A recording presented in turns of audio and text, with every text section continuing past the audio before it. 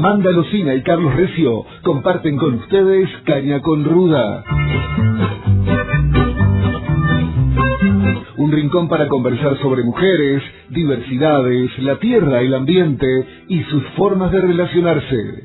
Mal que a ti no te gusta el frágil choque. Caña con Ruda, hasta las 19. Porque quiere decir que las antes que tengamos van a salir inteligentes. Porque quiere decir que usted me quiere precisamente. Bueno, vamos con el programa de hoy. Buenas tardes, Amanda. Buenas tardes, Laura. Buenas tardes, la audiencia. Carlos.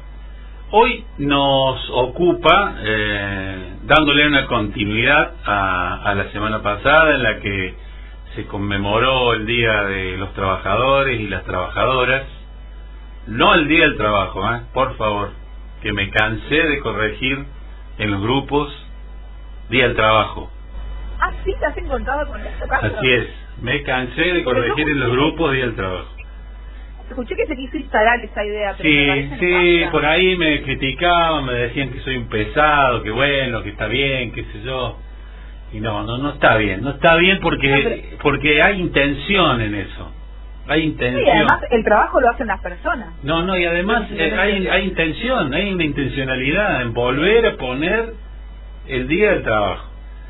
No, es de los trabajadores y las trabajadoras. El Día de los Trabajadores y las Trabajadoras, y además se conmemora, es en homenaje a aquellos trabajadores que dieron su vida por los derechos que hoy disfrutamos los trabajadores y las trabajadoras. No por el trabajo que tenemos o no tenemos. No, tal cual. ¿No? Bueno, no me den enojar. Arrancaste enojado, Carlos. Bueno. ¿Descansaste el 1 de marzo? ¿Comiste locro? Comido locro el día anterior, que hicieron mis compañeros ahí de la Multiversidad Popular, un locro riquísimo, y al día siguiente comí un restito de locro. Bueno, hoy como decía, vamos a darle continuidad, porque se festejó al día siguiente de que nosotros salimos al aire, de que nosotros no salimos al aire. El miércoles pasado se repitió un programa. Entonces queremos introducir ese tema en el programa de hoy.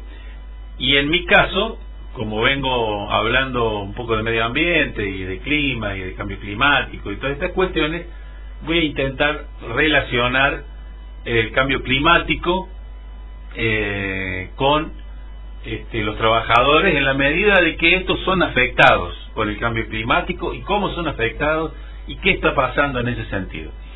El tema del cambio climático y los trabajadores esa relación que se está haciendo ahora es tardía. La verdad que incluso lo que estuve buscando para este programa, me costó mucho encontrar informes, estudios y cuestiones que sean específicamente de esta relación. Sí hay desde hace mucho tiempo trabajos, artículos y textos que en algún momento sí relacionan las cuestiones de la afectación de trabajadores y trabajadoras con el cambio climático, pero no hay mucho material sobre que hable específicamente, que profundice sobre esto. Pero si bien digo es nuevo, porque la cuestión de clima, si bien la preocupación por los cambios del clima y por cómo el medio ambiente está siendo agredido y las cuestiones que le están pasando a nuestra tierra ya tiene unas cuantas décadas, incluso cerca de siglo y pico, donde algunos adelantados ya hablaban de esto.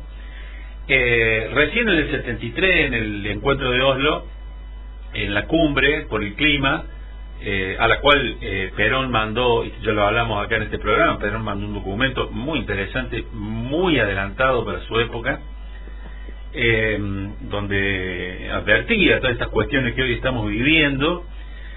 Ya ahí se empezó no a hablar, pero sí ya hubo participación de trabajadores que expusieron sus cuestiones. Recién en la Agenda 2030, esta que Milei dice que es un plan socialista para apoderarse del mundo, la OIT, la Organización Internacional del Trabajo, logra introducir una cláusula o unos aspectos en los que se tienen en cuenta los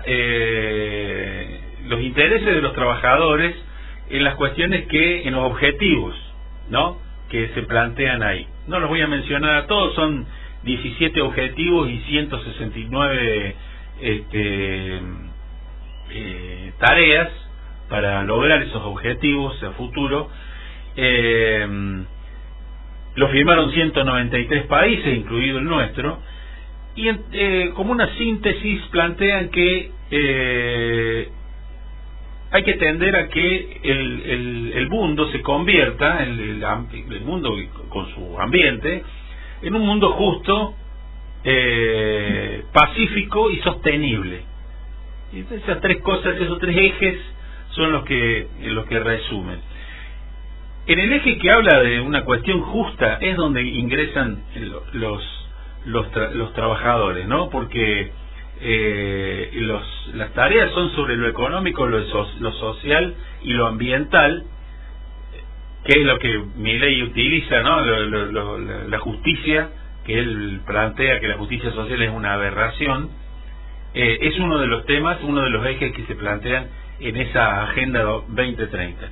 De todos modos, hay que decir que el camino que lleva a esa Agenda 2030 está llena de dificultades y de incumplimientos, ¿no? De incumplimientos. Los tres.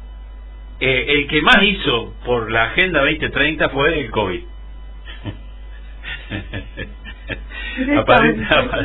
Sí, fue el COVID, aparentemente fue lo que...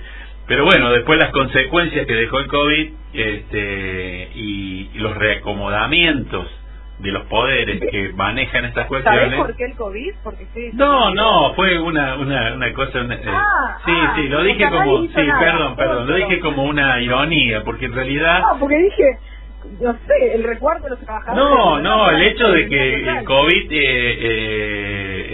lograra que las emisiones bajaran drásticamente y que empezáramos a ver ciervos en los patios de las casas, bueno, esas cuestiones se logró en base a ese parate de actividad que por supuesto salieron muy lastimados los trabajadores, no estaba hablando del ambiente. Bueno,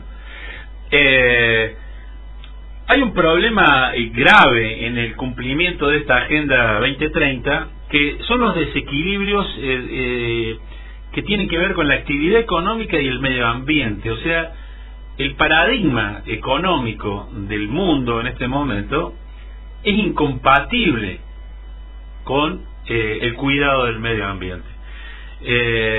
Y además se dan cuestiones en que se verifica que el 50% del dióxido de carbono que se emite a la atmósfera lo produce el 10% más rico de la población mundial. Entonces, cuando uno se pregunta por qué ese 10% más rico largaría la manija, no, olvídate, voluntariamente, y después uno, cuando analiza las disposiciones de la Organización Mundial de la Salud, de las Naciones Unidas, de la Organización Internacional del Trabajo, son todas recomendaciones que además generan leyes, generan medidas que después no se cumplen, o quizá se cumplen en los países donde se generan esas leyes. Por ejemplo, Francia es uno de los principales violadores de los derechos humanos relacionados con las energías alternativas en el tercer mundo. Un término antiguo, tercer mundo, pero aparentemente vamos a ser segundo mundo, porque ya no va a haber ni 3 ni 4, va a haber 1 y 2. Nosotros vamos a quedar en el 2 si seguimos así. Francia es uno de los que tiene mejor legislación en el cuidado y en la gobernanza de los desarrollos de energías alternativas relacionados al trato con los trabajadores, pero es el principal violador de esos derechos en sus proyectos de energías alternativas en América Latina. Por ejemplo, los grandes campos eólicos en México, en Honduras, y en Colombia, ¿no? Este desequilibrio hace que el gran capital concentrado en proyectos gigantescos económicos, como por ejemplo madereros, mineros, de las energías intensivas, como por ejemplo el petróleo y el gas, pero también el de las energías alternativas, que supuestamente vienen a contribuir a la transición energética, que después me voy a detener un minutito en eso, están generando lo que nosotros vemos en todos los lugares, que es disminución de las cuotas de pesca, disminución de las tierras para cultivos, expulsión de comunidades campesinas, pisoteo de los derechos de los pueblos aborígenes, originarios, corrupción generalizada para lograr contratos determinados en países como los nuestros.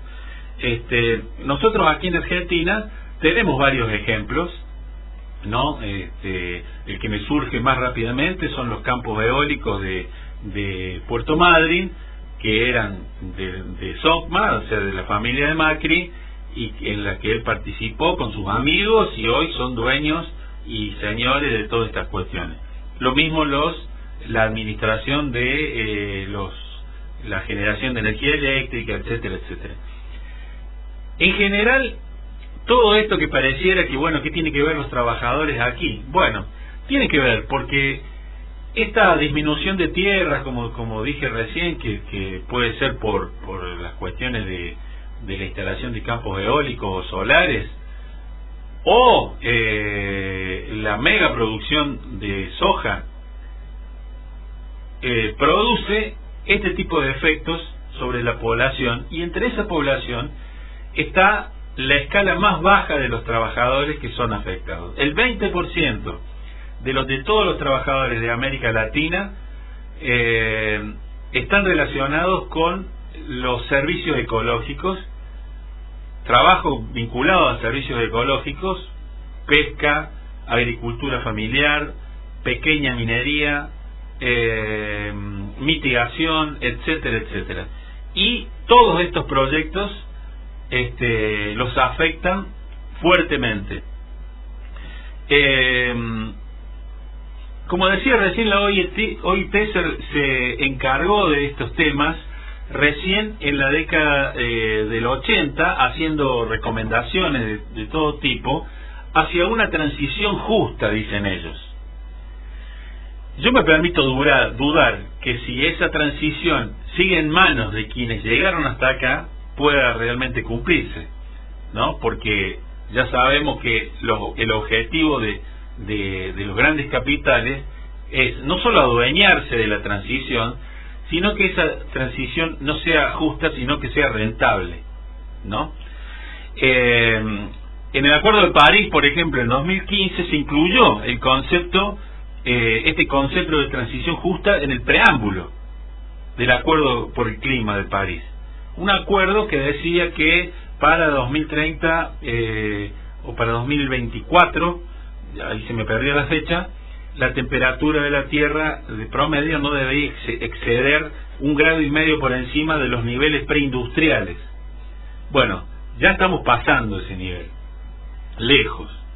Y hoy se está pensando en el límite que sea 2 grados, pero hay estudios científicos serios que establecen que 2 grados es un nivel de catástrofe, porque hay mecanismos naturales que se dispararían, que generarían una cuestión ya incontrolable y que tomaría vuelo propio, digamos, que sería ya una cuestión sobre la que no se podría hacer nada.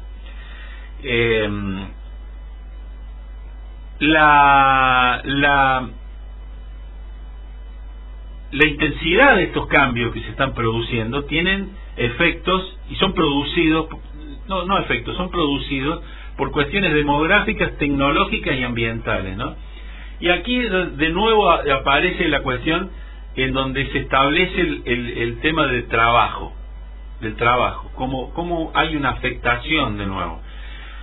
Las tecnologías están siendo muy rápidas en su evolución. Estamos viendo el tema de de la inteligencia artificial, las monedas electrónicas, la robótica, etcétera, etcétera. Y esa tecnología es una tecnología de mucho consumo de energía. Es una disparada del consumo de energía que establecería si se imponen estas tecnologías como parece que está pasando. Por ejemplo, es por eso los intereses que se están teniendo sobre Groenlandia y sobre la Patagonia, ¿no? Que son lugares fríos con mucha agua necesarias para enfriar estos servidores, donde se pueden instalar grandes campos de energía eólica para alimentar estos servidores, y esta tecnología que está anunciada como para reemplazar muchos puestos de trabajo, está siendo una incógnita en realidad. Estamos volviendo a aquella época de donde los ludistas rompían los telares mecánicos, ¿no? Y con la aparición del vapor. Hay algunos aspectos que son similares, pero hay otros que no, porque hay algunas cuestiones que ni siquiera los propios creadores de la inteligencia artificial pueden explicar o imaginar qué es lo que viene. Por más que haya algunas proyecciones, creo que lo vamos a saber cuando lo veamos y no antes. Por eso se plantea esto, ¿no? De que los trabajadores siguen siendo las víctimas de todo este desarrollo, en esta concentración en donde ya el trabajo manual no va a hacer falta. Estamos todos entusiasmados porque la inteligencia artificial nos resuelve las cosas, pero además está produciendo no solo el desplazamiento de trabajadores, sino además el desplazamiento de comunidades que están ubicadas en lugares donde van a ir instalados estos servidores, estos campos eólicos o solares o estas centrales nucleares que van a alimentar estos servidores. Esto más la moneda electrónica, que tienen un mecanismo de consumo de energía similar. En documentos de la CEPAL y la OIT de 2018 se recomienda, vamos de nuevo con las recomendaciones porque no obliga a nadie, ¿no? La incorporación sistemática de consideraciones laborales en los desarrollos y en la legislación que cuide estos desarrollos en grandes emprendimientos energéticos. Políticas de protección social para las poblaciones afectadas, capacitación a las personas para que puedan manejar la mitigación de estos efectos, incentivos para las empresas, esto me da gracia, ¿no? Incentivos para las empresas amigables con el medio ambiente. O sea, se incentiva, ya sabemos en qué terminan esos incentivos. Y después un diálogo social y de los trabajadores, o sea, crear los mecanismos, los ámbitos donde las empresas puedan contactarse o juntarse con las organizaciones sociales y de trabajadores para poder gestionar estas cuestiones en conjunto y que esta afectación vaya hacia una transición justa. Esto me parece más que una lista de deseos que otra cosa, ¿no? Porque este mundo me parece que no está dando una respuesta en ese sentido. Pareciera ser una lista como complaciente, ¿viste? Como, bueno, vamos a decir lo que quieren escuchar. Exactamente, sí, una cosa lavada, sin ningún tipo de capacidad de transformación, de acción. acción. De obligación, ni que ya sabemos que tiene que haber una coerción, si no, esto no se hace. Hay un trabajo muy interesante de el Centro de Información de Negocios y Derechos Humanos, que es una ONG internacional que tiene representaciones en distintos países, más de 40 países, no están en Argentina, están en la región, hay en Brasil, en Chile, en Perú, en Colombia, en México y en Centroamérica también tienen oficinas, en donde plantean que el 70% de los trabajadores en el mundo van a ser afectados por el cambio climático de alguna manera, de forma grave. Nosotros hablábamos que ahora el 20% de los trabajadores de Latinoamérica ya están siendo afectados por lo que está pasando hoy. Bueno, estos plantean que el 70%. Por ejemplo, un estudio en Estados Unidos revela que los trabajadores rurales de California, que trabajan en recolección de alimentos o en cultivos extensivos de hortalizas y de frutas, tienen 35 veces más posibilidades de morir en el trabajo que una persona que trabaja en un ambiente controlado. 35 veces. Viste que hay aporto esto, pero sí que hay como una cosa medio migratoria de bueno, yo me he encontrado con aquí de Argentina que van a Estados Unidos a hacer esos trabajos de temporada que tienen que ver, son trabajos con la agricultura. Sí, lo que se van a Australia, o lo que se van a Australia. Sí, o lo que se van a Australia o a Nueva Zelanda a recoger kiwi, y que bueno, que se pagan una estadía para seguir viaje. El problema es los trabajadores permanentes, que en general son migrantes, bueno, y ese problema de migración, la mayoría son trabajadores, o sea, todos son trabajadores, que van a buscar trabajo a esos países. Y ese es otro efecto gravísimo. ¿Por qué? Porque los países centrales están cerrando las puertas. Hoy escuchaba un caso de un argentino que hace más de 15 años que vive en Estados Unidos, que tiene familia allá, sus padres viven en Estados Unidos, su madre es argentina y su padre es norteamericano, que vino a Argentina a visitar a alguien, y cuando volvió terminó preso. Hace 30 años que vive en Estados Unidos, así es. Terminó preso porque hace 20 años tuvo una riña callejera y tenía ese antecedente. Entonces no solo que no lo dejaron entrar, sino que además fue preso y ahora lo van a deportar. No. Bueno, a ese nivel, imagínate, si a una persona que tiene green card y que se supone... Bueno, dato aparte, sus padres son militantes de Trump y han hecho campaña, bueno, esas cuestiones que se vienen en contra que nunca se sabe. Pero las situaciones más graves son de los migrantes pobres de Latinoamérica, que están llegando en masa a Estados Unidos y que están siendo contenidos en la frontera o antes, ¿no? Con todo lo que eso implica, la violencia, el abuso, el sufrimiento de los niños, de las personas mayores, de todo. Otro de los problemas que está ocasionando el cambio climático para estos trabajadores es la alta incidencia del cáncer de piel. Eso lo vemos aquí en Misiones, y más por el fenotipo que tenemos en el interior de nuestra provincia, de ascendencia nórdica, eslava, alemana, germánica, o sea, gente muy blanca, que vienen con casos avanzados de cáncer de piel. Es un problema importante y que además está generando muchos costos adicionales en las empresas, porque se pierde productividad, porque se pierden horas de trabajo. Es muy importante la cantidad de horas de trabajo que se pierden por las enfermedades derivadas por estas cuestiones de clima.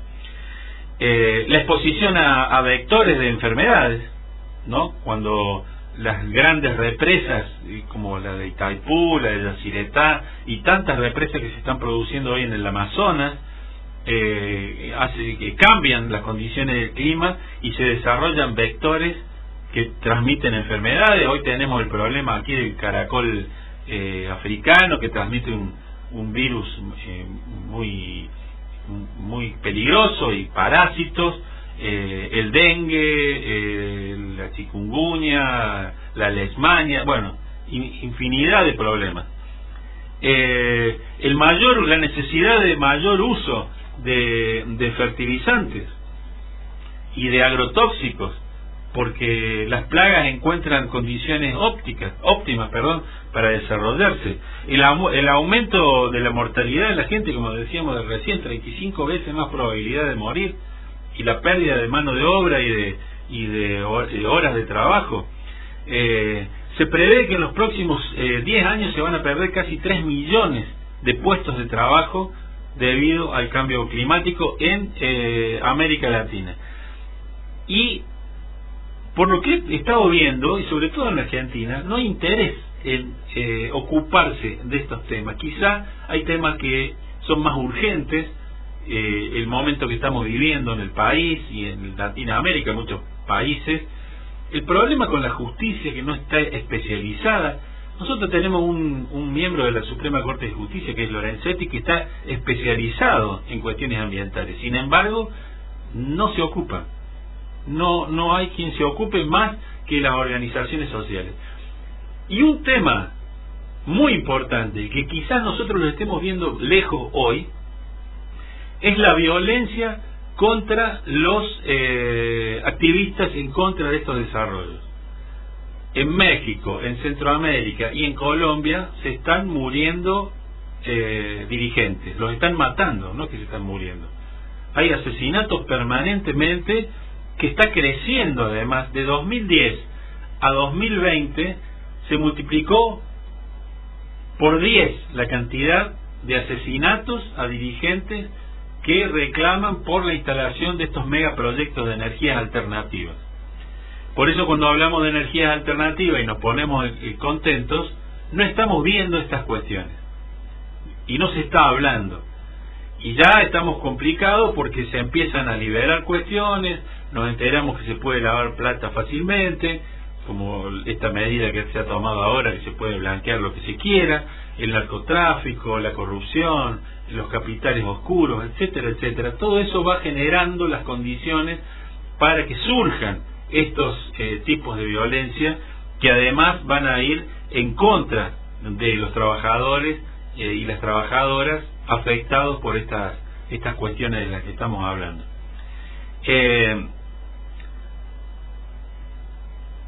El desafío, entonces, ¿cuál sería? ¿Qué es lo que tenemos que tratar de hacer?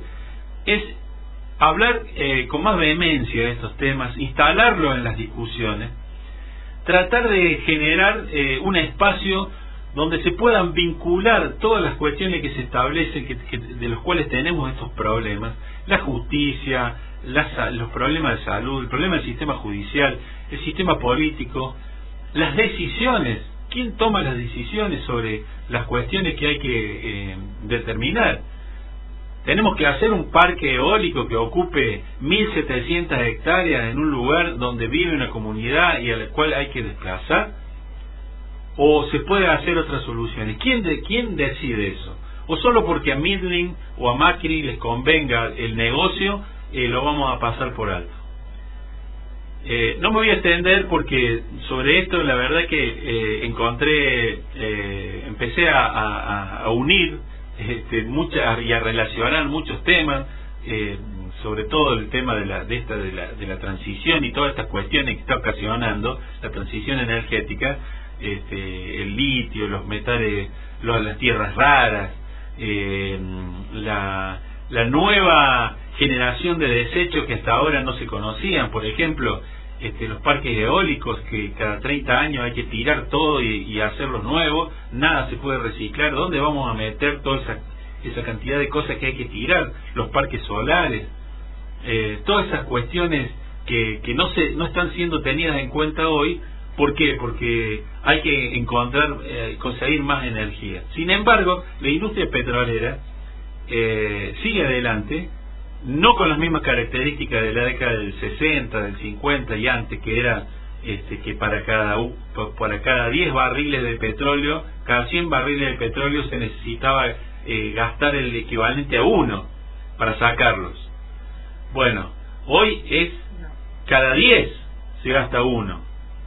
Y por eso es que se establecen estos precios límites para, por ejemplo, las energías de fracking, en donde si el petróleo baja de $60 se hacen inviables. Bueno, Esto es por esta crisis que se está viviendo. Sin embargo, se sigue quemando petróleo como nunca, y gas, y carbón, que nunca se paró de quemar, que son altamente contaminantes. En 2023 se batió el récord de emisiones de dióxido de carbono a la atmósfera, después de haber pasado por los acuerdos de Río, de París, de Tokio y de todo lo que nos imaginamos. Entonces es un tema que si no lo tomamos en conjunto con otros pueblos, porque esto no es una cuestión que se pueda resolver de forma individual, podemos trasladar el mensaje del Eternauta en esto, ¿no? Que nadie se salva solo y que el héroe debe ser colectivo. Bueno, establecer esas redes que nos unen con otros espacios, con otros militantes en estas cuestiones, dejar de lado quizá algunas diferencias y tratar de conectarnos con organizaciones que están trabajando ya y que podrían adelantarnos qué es lo que nos va a pasar a nosotros en los próximos años, porque ellos ya están sufriendo con intensidad todos estos problemas. Así que una propuesta desde este programa es conozcamos a quienes están trabajando en este sentido y tratemos de establecer ese contacto, esas redes que nos ayuden a adelantarnos a los problemas que nos esperan. No sé si vos querés... No, me parece pertinente. La verdad es que siempre es bastante desalentador, digo, por ambas partes, digo, no podemos venir con noticias muy felices, pero la información es importante, es tomar conciencia también. La verdad es que se torna como un monstruo muy enorme, porque lo que se está poniendo en juego y lo que se está explotando y lo que se está extrayendo son cosas que parece que perdemos la magnitud y la posibilidad de acción, pero efectivamente eso, nadie se salva solo y es cuestión de organización, a veces en menores medidas, pero toda acción, digo, tiene alguna reacción. Sí. Y además yo creo que debería ser al revés, deberíamos establecer al revés, o sea, cómo hacer que este cambio climático que se nos viene y cómo hacer esta transición para que genere más empleos, no menos empleos. Más empleos. Hay un montón de propuestas, hay distintas organizaciones que están proponiendo salidas a esta cuestión para generar empleo, pero claro, hablamos de la redistribución de los bienes de la tierra y ya sabemos que en estos últimos 20 años o 30, la concentración ha sido feroz y como dije al principio, tienen el sartén por el mango y no creo que lo suelten. Bueno, vamos a aflojar un poquito, vamos con un tema musical y después seguimos.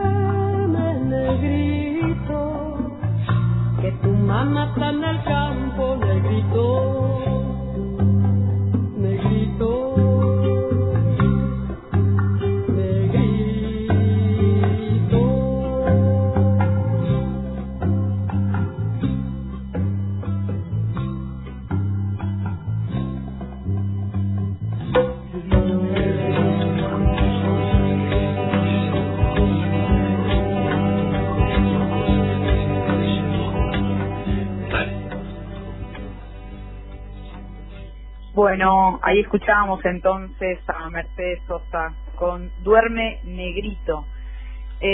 Para dar pie entonces a la columna que desarrollaré a continuación y que mucho tiene que ver con esta letra de Atahualpa Yupanqui, interpretada en este caso por la Negra Sosa, que ya la venimos tratando bastante, pero es que suena tan hermoso que vale la pena, lo pondría siempre pondría la Negra Sosa. Bueno, bien, en el marco del trabajo, en el marco del 1 de mayo, nos parecía entonces desarrollar sobre esto este programa, y a mí me tocaba entonces poder vincularlo a todo, elegí poder vincularlo con la interseccionalidad en el marco del trabajo y cuáles son esas afectaciones que se dan. Cuando hablamos de interseccionalidad, refresco, es una herramienta de análisis para poder reconocer cuáles son los sistemas que construyen la opresión, de opresión y que se construyen conjuntamente, como por ejemplo los factores sociales, los factores de clase, los factores de etnia, de género, de edad, y cómo eso entonces en el ámbito laboral también hay una afectación, una implicancia. Bien, estamos en un momento complicado como país para hablar del trabajo, digamos todo. Y a mí me pareció interesante poder mencionar algunos datos y después con ello poder mencionar a través de los sesgos de género que allí se filtran. En principio, mencionar que 6 de cada 10 hogares que tienen ingresos, cuando hablamos de ingresos sabemos que tiene que ver con el ámbito del trabajo, ¿no? No cubren necesidades básicas. Digo, necesidades básicas: vivienda, servicios, alimento, transporte. Y a partir de la finalización de la moratoria previsional, en el 2025, este año, solo 1 de cada 10 mujeres va a poder jubilarse y solo 3 de cada 10 hombres van a poder jubilarse. Esto es gravísimo, la verdad, porque además, otro dato no menor, es que en este momento en Argentina el 42% de los trabajadores y las trabajadoras están en el marco de la informalidad. ¿Qué significa la informalidad en el trabajo? Es justamente estar desprovistos de derechos y de seguridad social, de seguridad social, y en ese marco también son personas que no están haciendo aportes jubilatorios. En realidad son empleadores que no están haciendo los aportes jubilatorios para sus empleados y empleadas, con lo cual esto es gravísimo porque desenlaza en esto, en mayor vulneraciones y sociedades cada vez más empobrecidas. En este marco entonces quería poder mencionar algunos aspectos de cómo el trabajo afecta según género, etnia, edad, etcétera, y quería hablar de algunas en particular. En principio me parecía importante no dejar de mencionar a la población travesti trans, que es una población que sufre en gran medida las vulneraciones de derechos en el marco del trabajo. Si bien no es una población que corresponde a una mayoría, no deja de ser una población, y en particular son personas que han manifestado que, según un análisis de Claxo sobre América Latina, el 97% de las personas travesti trans han manifestado que han tenido violencias en el ámbito laboral.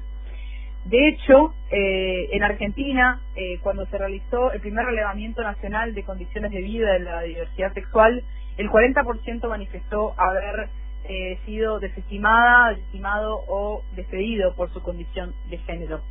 Cabe destacar, brevemente, que las personas trans, en su gran mayoría, lamentablemente, son excluidas de sus hogares desde muy temprana edad, efectivamente cuando manifiestan su género autopercibido.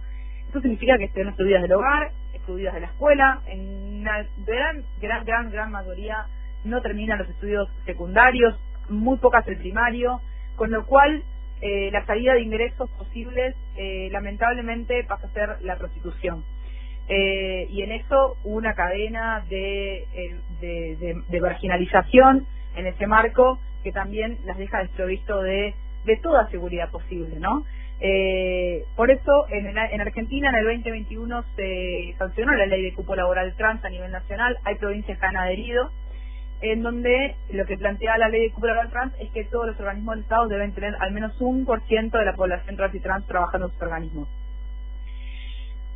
Por supuesto que de papeles no, pero en su acción, en su práctica, este gobierno lo ha corrido del eje completamente esa ley, para nada cumplimiento. De hecho, en el marco de los más de 20.000 despidos que hubo a nivel nacional, han despedido a personas del colectivo travesti trans, desestimando por completo esta ley. Y además, la población ha manifestado que en los primeros años de desarrollo de esta ley tampoco se había cumplido en su totalidad. Yo voy a adjudicar, no quiero ponerme a justificar nada, pero efectivamente habían sido pocos. Cuando uno lo mira hacia atrás, fueron pocos los años. 4 años de gestión de un gobierno se hace muy corto en relación a la posibilidad de acción para la implementación de medidas en su totalidad. Pero así fue. Por otro lado, entonces, quería mencionar cuál es la afectación de la población, sí, en su gran mayoría, de mujeres en el ámbito laboral. A la fecha, efectivamente, continuamos teniendo, continuamos porque esa brecha a veces sube, a veces baja. Ahora, en su momento era el 35%, ahora es el 27%. Tenemos una brecha de desigualdad en el salario del 27% en relación a varones. ¿Esto qué significa? En trabajos así, muy impunemente, mismo trabajo, menor salario, así como muy impune. En otras tiene que ver con la cantidad de horas en las que te convoco, que dispones a laburar y que puedes laburar o que te llaman a laburar. Ni hablar de la posibilidad de asumir cargos jerárquicos o no. Mil cosas que tienen que ver con que efectivamente se reconozca que en Argentina, según el INDEC, el 27% corresponde a una brecha salarial entre hombres y mujeres. Después, por otro lado, hay que mencionar que las mujeres somos las que realizamos la mayor cantidad de trabajos de profesión o oficio de tareas de cuidado. Yo voy a centrarme en una en particular y tiene que ver con el trabajo doméstico. El trabajo doméstico en este año ha sufrido, este último año, ha sufrido la caída de un 22% del salario. Para que se den una idea, si uno busca en la plataforma de AFIP/ARCA, actualmente ARCA, lo que te sugieren como empleador para el trabajo doméstico es, por hora, una persona que no vive en tu casa, sino que se retira, menos de 3.000 pesos la hora. O sea, nefasto, básicamente. El trabajo de doméstico, además, corresponde al 16% del PBI y está completamente invisibilizado.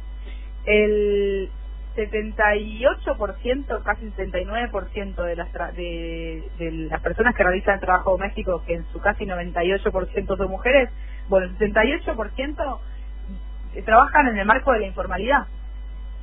De hecho, yo recuerdo cuando le solicité a mi contador que me dé una mano para armar, para blanquear, no sería blanquear, para registrar a la trabajadora de mi hogar. Él no tenía idea cómo se hacía, porque nunca antes con ninguna de las personas con las que trabajaba había registrado a la persona con la que trabajaba antes. Lo cual me pareció fuertísimo.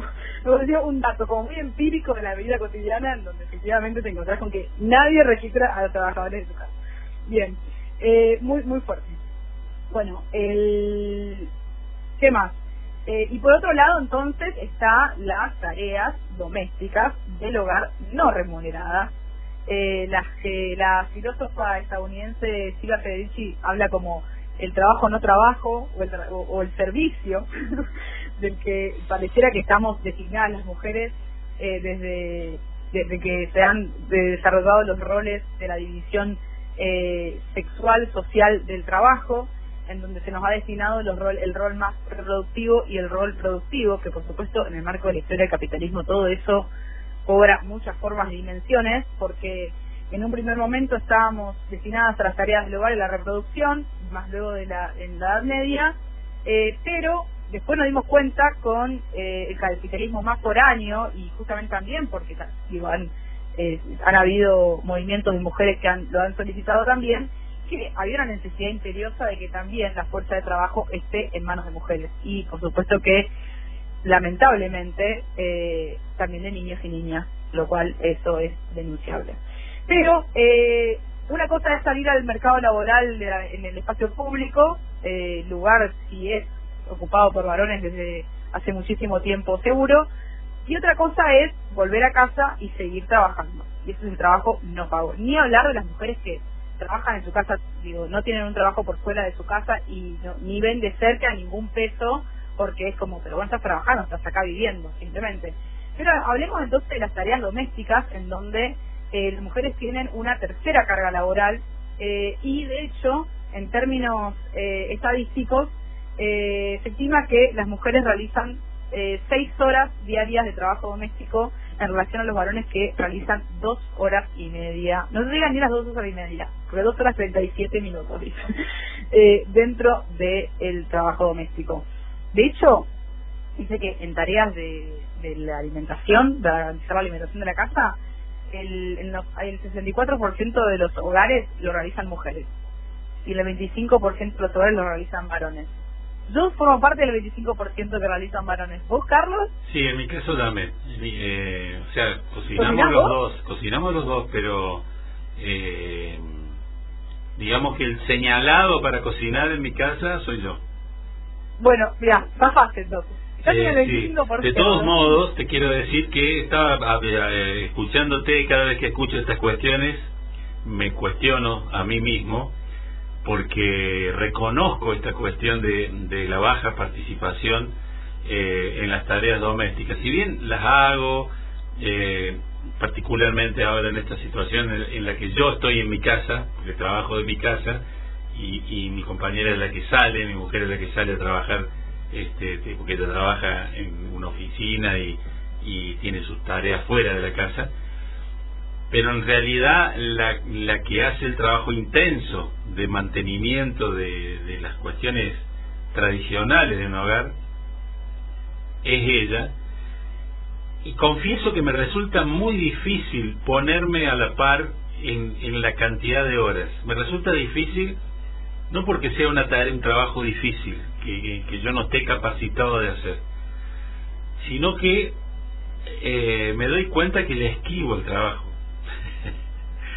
de forma no intencionada, pero no me muevo en el sentido de generar una autoexigencia, de decir, bueno, a ver, ¿cuántas horas me voy a dedicar a este trabajo que veo que hace ella y que me parece realmente, lo tomo como una cuestión injusta, por lo tanto, el que está cometiendo una injusticia soy yo? Pero me resulta difícil, me pasa el tiempo y me doy cuenta que no lo hice. Tomé conciencia y después pasó el tiempo y no lo hice. Lo sigue haciendo ella. Bueno, Carlos, a pensar al banquito mientras lavan los platos. Sí, todo eso hago, lavo los platos que yo ensucio, a veces si yo cocino ella lava los platos, pero hay cuestiones que yo veo que solo ella se da cuenta que hace falta ese trabajo, y cuando veo lo está haciendo ella. No es que me dice... Eso se llama carga mental. Bueno, exactamente. Esa carga mental yo no la tengo. Ahí está, gracias por ese término, lo voy a empezar a utilizar. Esa carga mental de ese trabajo que hay que hacer, yo no lo tengo. Que solo ella lo señala. Esa es una de las grandes discusiones también ahora, porque es tener que andar indicando lo que hay que hacer. Bueno, pero hay una cosa, es una cosa que con la que yo estoy de acuerdo, y sin embargo me resulta no estoy retando a nadie, porque también estamos un poco formateados y formateadas para que esto se dé de esta manera. Sí, hablamos el otro día en una reunión que no tenía nada que ver con esto, ahí en la escuela, uno de mis colegas, muy joven, casado, muy joven, podría ser mi hijo, cuando se planteó este tema, él dijo, porque yo colaboro, y yo le dije, no, olvídate esa palabra, colaboro no es lo que tenés que decir, olvídate. Claro. No, pero ¿por qué?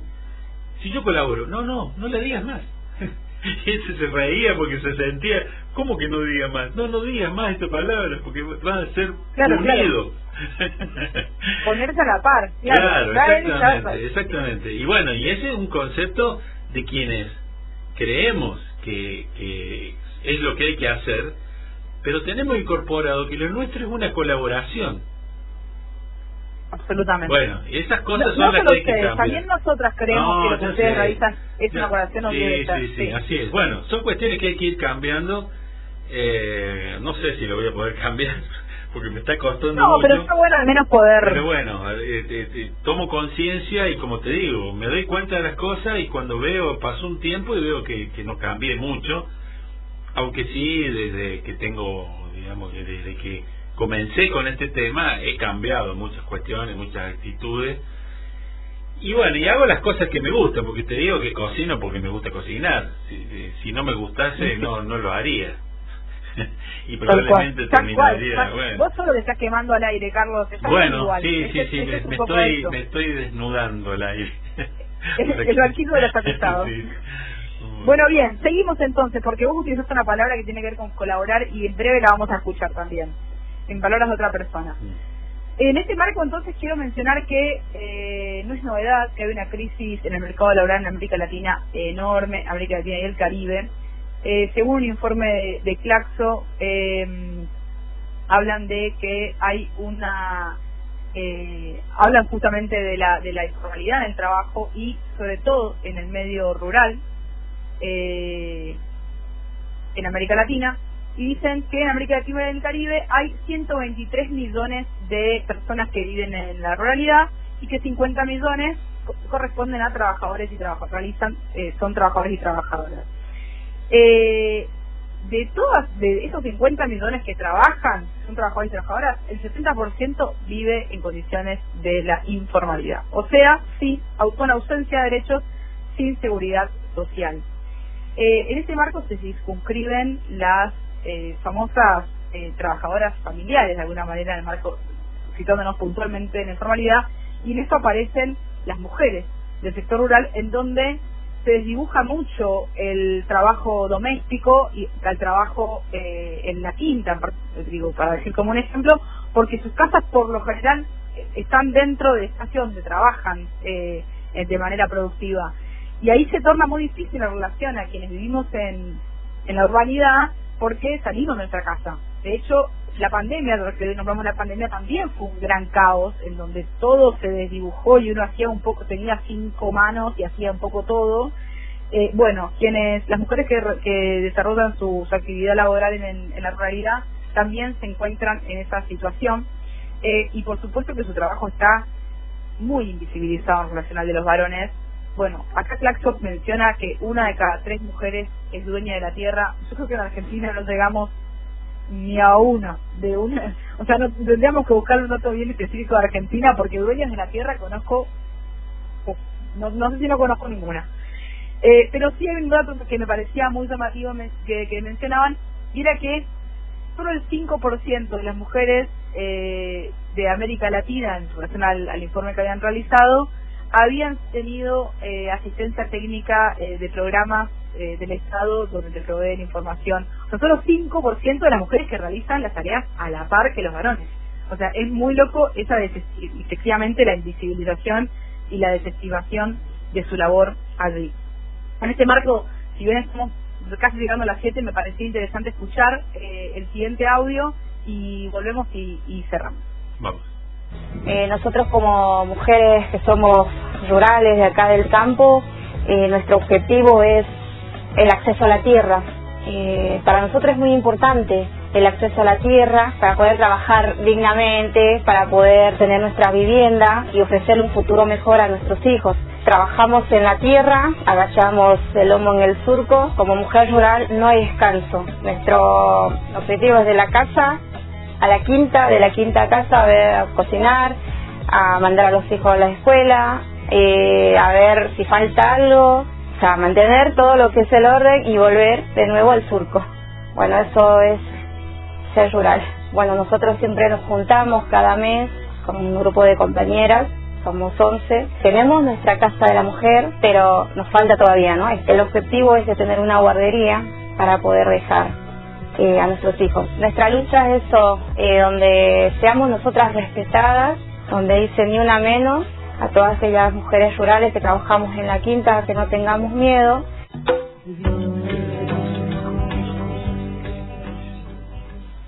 Bueno, bien, ahí escuchamos a Maribel Valdés. Maribel Valdés es una mujer que forma parte de la Asociación de Medieros y Afines, que es una asociación que forma parte de de acá de la región donde estoy viviendo yo en este momento, que es la provincia de Buenos Aires, una mujer a la cual conozco y he podido visitar su casa y las quintas y las compañeras, y me pareció interesante tomar su palabra, sobre todo por la cercanía y porque conozco cómo lo vive, y es efectivamente así, levantarse a las 4 de la mañana y hasta las 9 de la noche no parar, en el medio cocinó para, llevó a la piba a la escuela, la trajo, cocinó para el marido, vino el marido, y en una conversación con ella me decía, y él me colabora, me decía, eso que decías vos, y hay varones que colaboran y otros que no, y yo no iba a dar la discusión, imagínense, ¿no?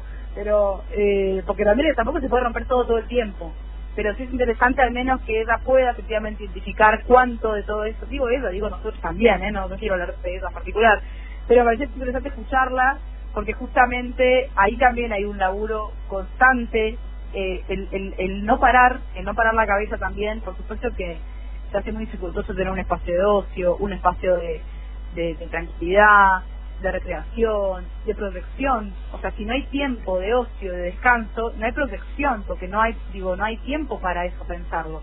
Y bueno, efectivamente estamos todos y todas bastante jodidos en este momento, pero hay sectores un poco más en situaciones de mucha más vulnerabilidad que otros y otros. Sí, yo lo que creo es que en este camino hacia, por lo menos en quienes tratamos después de haber tomado algo de conciencia y ver todas estas desigualdades y estas lacras que arrastramos, culturales, sociales, y que ahora se suma desde hace unas décadas el tema del clima, que viene a empeorar todo, porque mientras vos hablabas de estas mujeres, también yo pensaba en lo referido a lo que había planteado yo en la primera parte con el tema del cambio climático, el desplazamiento de las poblaciones ribereñas cuando vino Yacyretá, cuántas mujeres que trabajaban como empleadas domésticas en el centro y que dejaban a sus hijos con el vecino, con la vecina, vieron rota esa relación al ser trasladadas a distancias lejísimos del centro de la ciudad y separados de sus vecinos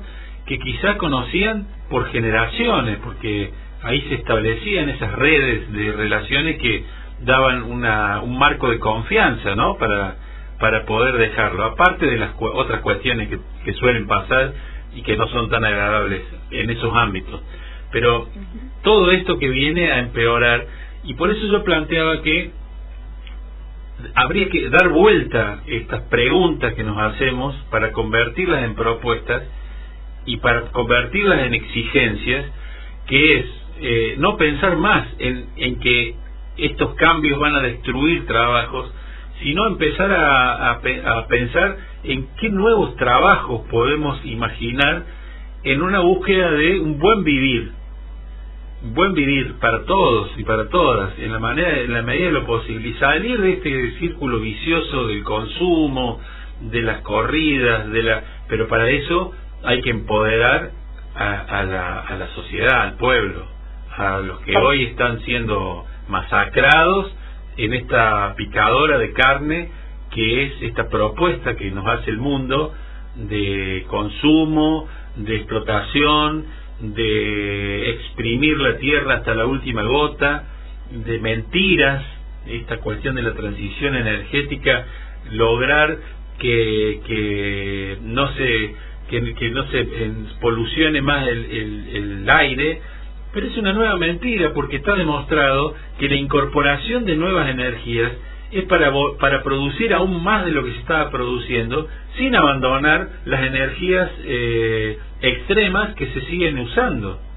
O sea, por más que yo incorpore más campos eólicos, más energía solar, en realidad no es para disminuir la otra, sino para sumarla, porque necesito producir más plástico y tirar más plástico al mar y agotar más los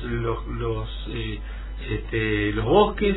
Leía la semana pasada una noticia que era leída como una noticia de admiración hacia Brasil, porque Mato Grosso do Sul estaba aumentando su producción de soja y nos iba a desplazar, y eso fue a expensa de haber desmontado millones de hectáreas de bosque nativo que hoy estamos sufriendo en los sedimentos del Paraná, que hay que, porque viene esa tierra que antes no era arrastrada por la lluvia, hoy termina en el río, y hay que dragar más, y hay que limpiar, y hay que gastar más dinero, y bueno, y el cambio climático que viene de la mano de todas estas cuestiones.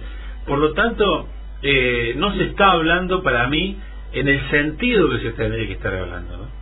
De poner las cosas al servicio de las personas, y eso es lo que nos estamos perdiendo, me parece. Y nos está costando la vida. Así es. Porque los datos que tiraste hoy son precisísimos. Sí. Pero bueno, tomándolo conciencia, pongámonos a pensar, juntémonos con quienes piensan en este sentido y tratemos de imaginar cosas para sacar adelante estas cuestiones que estamos planteando, ¿no? Bueno, ¿estamos terminando? Terminando entonces. Bueno, otra cuota más de data por hoy. Bueno, sí, así es. Espero que la gente no se amargue tanto que deje de escucharnos, ¿no? No, esto, podemos meter más chistes en sí, hoy estuvo especialmente áspero el programa. Bueno, voy a ver si lo que hay en la consola, lo estoy mirando a Laura acá para que se está comiendo las uñas, si es el tema que yo propuse, que no es un tema musical, es una poesía de Armando Tejada Gómez, que se llama Antiguo Labrador, creo. Antiguo Labrador. Y me gustó mucho y me parece que es. Vamos a cruzar los dedos para ver si es el que está ahí en la punta de línea, y nos despedimos ya con esto. Bueno, chao Amanda, hasta la próxima. Nos estamos viendo. Carlos, hasta el próximo miércoles. Gracias por el esfuerzo. Como niños, por favor, ciñéndole el regazo, lamiéndole la tierna caparazón de greda con su campana líquida, sus ales planetarias, iban los ríos solos subiéndose a los árboles, mojándoles la sombra, procreando los pájaros. Y la tierra era un ancho territorio, Señor, porque entonces la tierra no era buena ni mala, solamente camino, luna de la distancia, porque entonces la tierra no terminaba nunca, y el pan era un velero de la espiga lejana. Pero el viento lo sabe, siembra su siembra unánime, la desata de noche con los dedos del aire, su tránsito caliente le deshace los límites, la libera de tantos oscuros propietarios. Yo sé, Señor, yo he visto la noche sobre el campo, su condición de estrella, su silencio pesado, y digo que no es cierto que puedan alquilarla, que le alambren el torso, que le vendan la espalda, porque la tierra entera pertenece a la noche, al universo entero, al sudor de la azada que mueve la fatiga campesina del mundo, la voluntad la briega como una enorme pala. Pertenece al que sabe celebrar la alegría de ver crecer las plantas, al cómplice del sol, al sembrador callado que pone la semilla como un semen dichoso y espera lentamente el milagro del agua. Porque sin esta frente, sin este duro brazo, sin el tiempo a destajo de gastarnos las manos, ¿quién dará testimonio de la vida en la tierra? ¿Quién ha de prepararnos la primavera, el vino, el fermento gredoso de donde viene el canto? Por eso yo pregunto, Señor, ¿cuándo es el día? ¿A qué hora justamente vamos a rescatarla? ¿Qué hombres vendrán conmigo? ¿Qué canción cantaremos? ¿Qué flores sembraremos? ¿Dónde está la alambrada?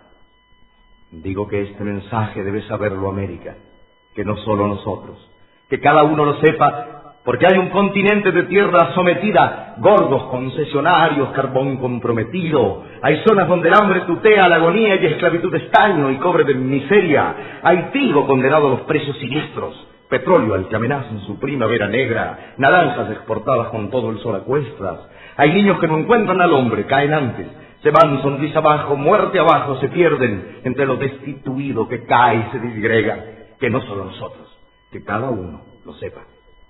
Golpeo esta guitarra elemental, América, hasta cavarle al medio un pozo de sonido, hasta ponerle adentro una zamba furiosa, mi percusión de sangre, Señor, este latido tan pariente del aire, tan sol, tan repartido entre una antigua música de azúcar en nosotros, para que desde el hombre continental subamos, almíbar solidario, familia amanecida, a empujar la esperanza pobrecita, mestiza, a desatar las manos de América nativa.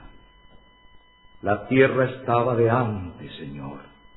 Iban los ríos, luz con la lengua húmeda, iban árbol arriba a besar el tumulto donde empieza la vida. Por eso le pregunto, Señor, ¿cuándo es el día?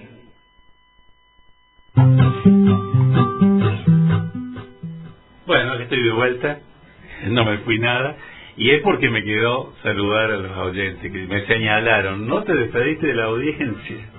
Bueno, espero que les haya gustado este poema, a mí me encantó.